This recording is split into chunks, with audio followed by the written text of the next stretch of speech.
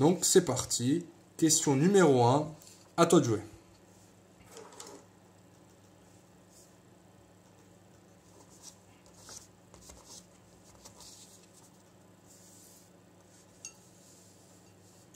Alors, ça a été. Donc comme dit, tout d'abord, tu vas me donner le domaine de définition. Donc le domaine de définition, c'est quoi? Bah alors, le domaine de définition, le bon réflexe, c'est les étapes. Alors les étapes, tiens, je te les sors ici, juste pour qu'on les voit une petite fois, rapidement. Est-ce que je vois une racine? Est-ce que je vois un quotient? Est-ce que je vois un logarithme? Donc pas de racine, pas de quotient, mais on a un logarithme. Si on a un logarithme, ce qui est à l'intérieur, le tout hein, doit être strictement positif. Très bien, donc tu peux mettre ça de côté et on est parti. Donc là, est-ce que je vois, donc le logarithme, qu'est-ce que je vois? Donc je vois que 1 plus 3x doit être positif et, parce que ça doit exister et ça doit exister, bah, et quoi? Et 2x doit être strictement supérieur à 0. Donc on va commencer par résoudre ces deux inéquations. Donc là, je vais faire quoi? Le 1, je le passe de l'autre côté, donc ça fait 3x supérieur à moins 1. Et là, je divise. Pas de stress, parce qu'on fait une division par un nombre positif. Dans le cas inverse, qu'est-ce qui se passerait? Il faudrait changer l'inégalité de signe. Mais ce n'est pas le cas. Après, l'autre, ben, qu'est-ce qui se passe? On va diviser par 2. Pas de stress, le chiffre il est positif. Donc x strictement supérieur à 0. Donc x, donc voici les deux conditions. Après, qu'est-ce qu'on va faire? On trace la droite et on détermine les solutions avec les bornes. Toujours en suivant les étapes du domaine de définition. Voici ma droite, je viens de moins l'infini et je vais vers plus l'infini. Donc mes valeurs, j'ai moins 1 tiers et j'ai 0. X doit être plus grand que moins 1 tiers. Donc voici X, quelque part là.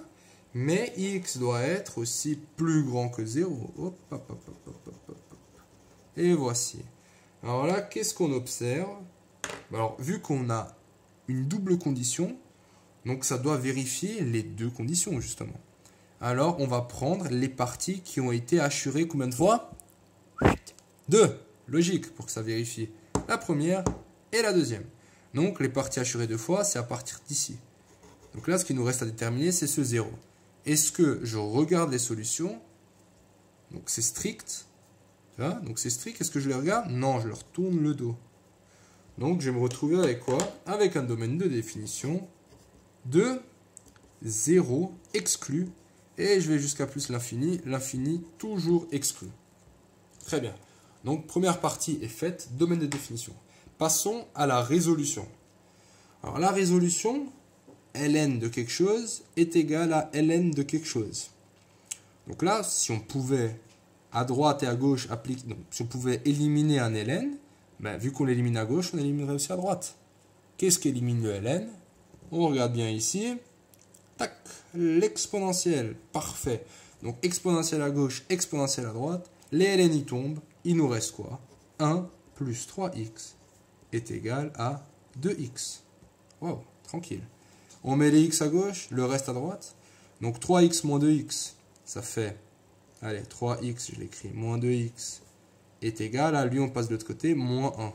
3x moins 2x, ça fait x égale à moins 1. Maintenant, si tu écris solution égale à moins 1, est-ce que tu es en accord avec ce que tu viens d'écrire ici? Non, pas du tout. Le domaine de définition, c'est 0 plus l'infini. Donc, qu'est-ce que j'en déduis? Solution égale à l'ensemble vide. Il n'y a personne. On n'a pas le droit. Parce que x doit être plus grand que 0.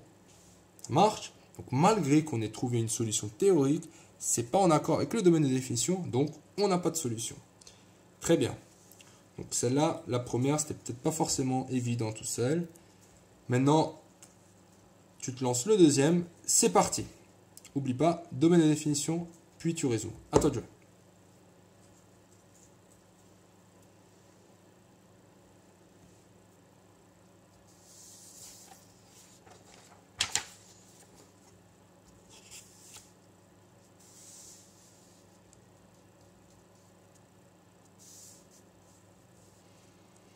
Ok, ça y est. Très bien. Donc là, comment on va s'y prendre? Une manière, c'est la suivante. D'abord, domaine de définition, bien sûr. Donc là, les conditions, c'est quoi? X strictement supérieur à 0 pour lui. Et x moins 1 strictement supérieur à 0. Les deux. Donc là, ça c'est bon, c'est fait. Et lui me dit quoi? X strictement supérieur à 1. On trace la droite. Je vais la tracer ici. X, donc là il y a 0, là il y a 1. X doit être plus grand que 0, hop là, là. Et X doit être plus grand que 1. On est là. La borne, bah, tu vois déjà, qu'est-ce qui a été assuré deux fois? C'est cette partie. 1 et jusqu'à plus l'infini. Ça a été assuré deux fois. La borne, est-ce que le 1, il est strict? Oui, il est strict, donc il ne va pas regarder les solutions. Donc, très bien. On se retrouve avec un domaine de définition. C'est 1 plus l'infini. Et le plus l'infini n'est jamais avec. Maintenant, concernant la résolution. Plusieurs méthodes. Donc la première méthode, donc là je vois direct un plus. Qu'est-ce que j'ai envie de faire? ln de A plus ln de B. Première propriété, ça me fait ln de x fois x moins 1. Bon. On peut le faire comme ça, est égal à 0. Alors là, 0. Mais est-ce que ça m'aide d'avoir 0 ici? Non, pas trop. Pourquoi? Parce que moi, ce que je veux, c'est ln à gauche et ln à droite. Pour pouvoir les simplifier avec un exponentiel. Mais il s'avère quoi? Que ln de 1 est égal à 0. Donc on peut dire que ça, c'est égal à ln de 1. Donc là, on applique exponentiel des deux côtés. Des deux côtés. Il annule le ln. Je me retrouve avec x fois x moins 1 est égal à 1.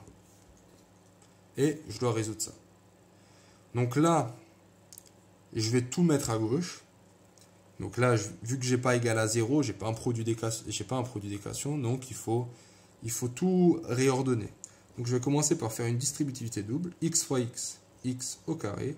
X fois moins 1, ça fait moins x. Et lui, je le passe de l'autre côté. Ça me fait moins 1 égale à 0. Et là, comment je résous ça? C'est une équation du second degré. Donc, réflexe discriminant. Discriminant, c'est b carré. Donc là, le b, c'est moins 1. Donc, moins 1 au carré. Moins 4 fois a. Le a, c'est 1. Fois c. Le c, c'est moins 1. Donc, moins 1 au carré, ça fait 1. Plus, quel est le signe? Moins fois moins, ça fait plus. Donc, plus 4 fois 1, 4. Donc, ça me fait 5. Ce qui est strictement supérieur à 0. Donc, j'ai combien de solutions? J'en ai 2. J'ai x1 est égal à moins b. Donc, moins 1. Donc, moins 1. Ça fait plus 1. Moins racine de 5 sur 2a. Et j'ai où? Bien sûr. x2 est égal à 1 plus racine de 5 sur 2. Petite révision du discriminant. Finalement, je me retrouve avec solution est égal à quoi? Ben là, maintenant, on va regarder avec le domaine de définition, est-ce que je suis en accord? Est-ce que ces valeurs sont plus grandes que 1? Bonne question. Donc là, on divise par 2. Donc la question, c'est est-ce que en haut, c'est plus grand que 2? Est-ce que ça est plus grand que 2? Et l'autre, pareillement. Est-ce que ça, c'est plus grand que 2? Bon, là, je pense qu'à l'œil, déjà, qu'est-ce qu'on voit? 1 moins quelque chose. Donc, lui, forcément, il ne peut pas être plus grand que 2. Donc, lui, il ne peut pas faire partie des solutions. C'est mort. Est-ce que racine de 5 est plus grand que 2? Est plus grand que 1? Parce que là, on a déjà 1. Bah, racine de 1, c'est égal à 1. Donc, forcément, racine de quelque chose de plus grand que 1, ça va être plus grand que 1. Tu comprends? C'est logique. Okay. Si tu n'es pas convaincu, bah, tape ça à la calculatrice ou bien bah, tu peux le voir avec la fonction racine qui fait comme ça. Tu dis en 1, j'ai la valeur 1. L'image de 1, c'est 1. Donc si je prends un peu plus grand, vu que c'est une fonction croissante, tu vois, ça, ce sera plus grand que 1. Donc ça, c'est juste croissance des fonctions.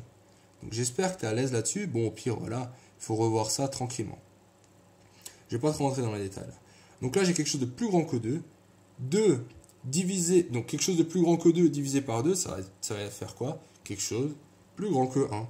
Donc cette solution est valide. Donc je me retrouve avec 1 plus racine de 5 sur 2. Voici ma solution.